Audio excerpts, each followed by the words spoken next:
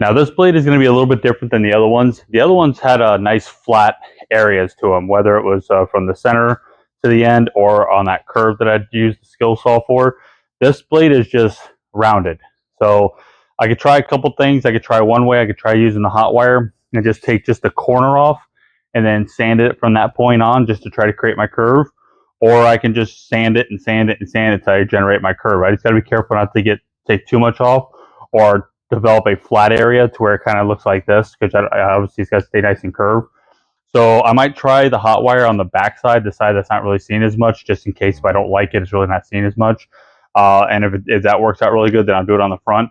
If not, I'm just going to do a whole bunch of sanding. So let's go ahead and start working on that.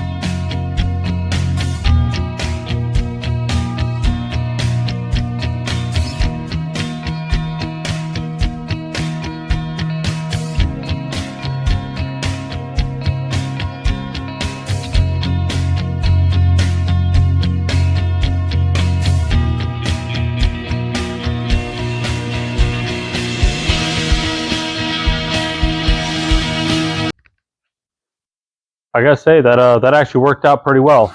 Taking off that corner definitely reduced the amount of sanding I had to do. So I'm actually surprised at how well that actually worked out. So I'm gonna go ahead and repeat that same process on the other side, and we'll see what the blade looks like in just a minute.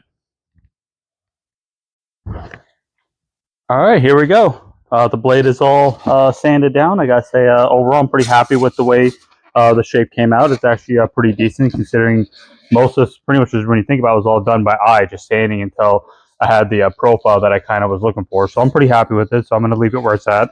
The next step is to put the handle on here like I've been doing, trace it so I know exactly how much I need to take off the handle, start refining the handle, get it into its final shape, and then we'll put it on top of the sword and we'll start to see the whole sword start to take shape.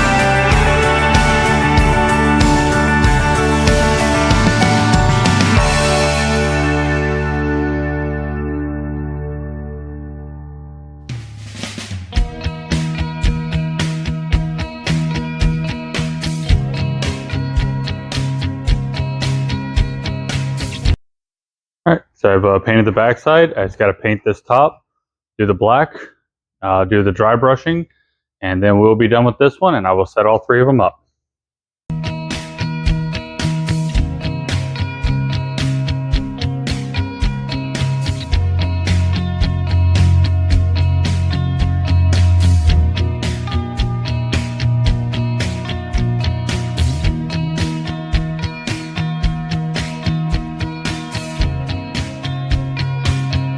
If you've already watched the first two videos, you know what details coming next.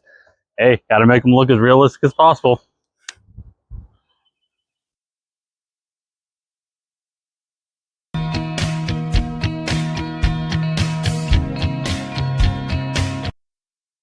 All right, so I'm gonna consider the third one to be done and completed.